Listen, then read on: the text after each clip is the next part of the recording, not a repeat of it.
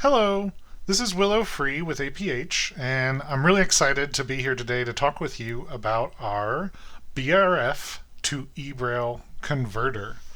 This is a program we've been working on for a while now, and it's really exciting stuff. It's a complex problem, but I really think we've made a tool that'll be useful for folks so that they have a way to start using eBraille and getting familiar with it while they wait for born eBraille files to come online. And we're super excited to be releasing this. We can't wait to hear your feedback. We're going to continue to iterate on it based on that feedback.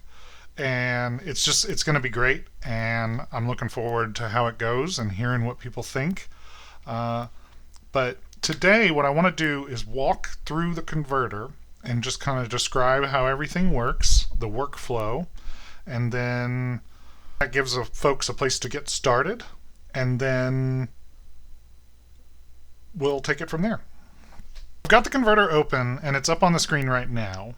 The big thing that I think people might notice right away is there is a window open over the converter that says, "Not for production use." This is not a production-ready build and is only for testing purposes. No other use is recommended and is at the user's own risk. Now, we put that message there because we want to make sure, please do not take this very first public release of the converter and use it to convert your entire library from BRF to eBraille, because then you will be very mad at us when we come out with another version in a month or two that does better conversions, and then you have to convert your whole library again. So we really are asking you to be in dialogue with us. We put out the version, you give us feedback, we improve. We put out a new version, you give us feedback, we improve. This is the only way we're going to be able to do this. Testing eBraille files is very time intensive because of just how big they are. And so while we've done hundreds of hours of testing, what we really need are thousands and thousands of hours of testing. And so your help is going to be immense here. So let's get into it. I will click OK to dismiss the window warning me not to convert my entire library. And now I'm in the converter proper. And so at the very top it says convert BRF to eBraille. And I'll just kind of walk through the interface. This is in Windows. It's a Windows app. Below that we've got the help menu. And there you can view your log. So if you've made any conversions, there will be a log of how those conversions went. You can share those with us if you ever have any issues. And then check for updates, and that'll check and see if there's a new version of the converter available. Below that are the conversion profiles, which are a drop down and then a button related to it. We'll talk about those a bit later. And as I continue the overview, then we have 3 tabs. You start on the General tab. This is where you actually do the conversions. So this is where you tell us what files you want to convert. You point us at any BRFs, you point us at any PDFs for the tactile graphics, and then you tell us where to put your eBraille file. I'll talk more about that as we go, but that's it off the top. The next tab is the Page Settings tab. So Page Settings is a somewhat complicated tab. At the top it says has running heads. There's a checkbox. So check it if your file does have a running head. Uncheck it if your file doesn't have a running head. Then there's the cells per line, the lines per page. So by default it's set for 40 and 25. And then you've got your odd and even Braille and odd and even print page numbers. So by default, odd Braille's in the bottom right, odd and even print are in the top right, and if you're set for interpoint in your profile, then the even Braille page number will be set for none. So that's what profiles do. Profiles give you a way to very quickly change the settings so that you can do single-sided, interpoint, different cells per line, lines per page configurations. By default, it just comes with interpoint and single-sided, but like, let's say I'm making a book for NLS.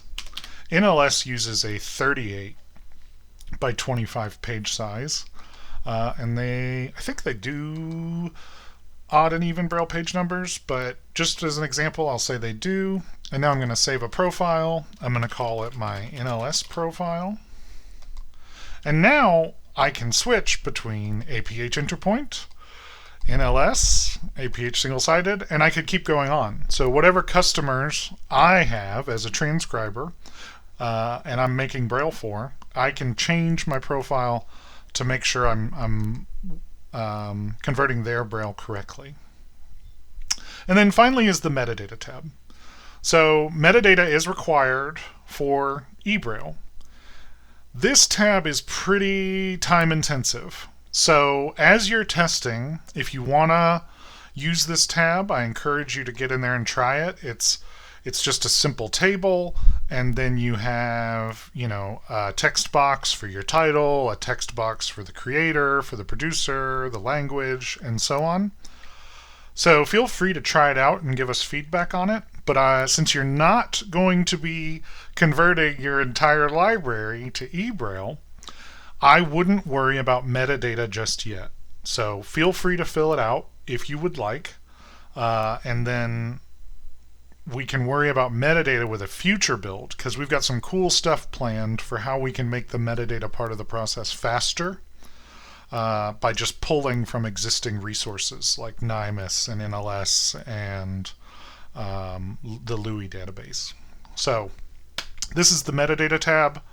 It's pretty time intensive right now. Feel free to check it out. Page settings you're probably going to set up once, maybe twice, and then occasionally change. And then the general tabs where you're going to be doing all the work. So let's run through the general tab. Input type, you have a choice between directory of BRF and list of BRF. The only thing this is saying is, am I converting a folder of BRFs, or am I converting individual BRFs? Let me give you an example. So if I, for example, wanted to convert, so I'm in a folder on my computer, and I've got this folder filled with APH documentation. And they're all separate BRFs, so none of them are really related to each other. So I've got like the Chameleon user guide, the Mantis user guide, the Page Blaster quick start guide. If I use directory of BRF, that's going to convert this entire folder into a single eBraille file. I don't want that. What I want is to convert an individual BRF. So I want to convert the Mantis user guide. I accidentally opened it, but that'll be okay. So I'm going to go in on the converter side. I've set it for list of BRF. So now it lets me point at the Mantis. The output field automatically gets filled with the file name. And then the Mantis user guide doesn't have any tactile graphics. It is single-sided. And so there's nothing else I have to do for this book. I just click convert, and immediately the book converts. So that's if I have an individual BRF. If I want to do, like, let's say I've got a textbook, which is multiple volumes, or, any longer work. That's where you really want directory of BRF. So like in this example, I'm going to convert this workbook. It's a pretty long workbook. It is 20-something volumes. So I'm going to point it at the workbook where the Braille is located, select folder. This one does have graphics, so now I'm going to point it at the graphics. And now I need to change what I call it. And I'll just call it Hebden Chemistry. And I'm going to put it on my desktop. So this one's taken a little longer to convert. You might recall that the Mantis user guide converted right away. This one, it took it a little second. And then that little sound you just heard, that was the sound of the conversion completing. And so you've got input type. That's just a drop down. Just pick list if you want to do one BRF, directory if you want to combine multiple BRFs into one eBraille. For input BRF, use the browse button. You select the file you want to convert. If doing list of BRF, you select the folder that contains the BRFs you want to convert. If doing directory of BRF. If it has tactile graphics, the next thing you do is you check this checkbox to include images. That then will allow you to use the image directory browse button, where you will point us to the folder that contains those tactile graphics. It has to be PDF at the moment. And then finally the output Braille, eBraille, that should be filled in by default when you first start using the converter, or when you put in your input type. And if it's not, you can always click Browse, select your location, put a file name in the file name, and then hit Enter to save that. And then when everything's ready, you click Convert, and it converts your file. It really is that simple. And we hope you'll fill out the survey and give us your feedback about the converter. We really want to hear from you, both about the use of the converter and the use of the files that the converter creates. Really looking forward to this conversation. Thank you all so much. Keep making Braille.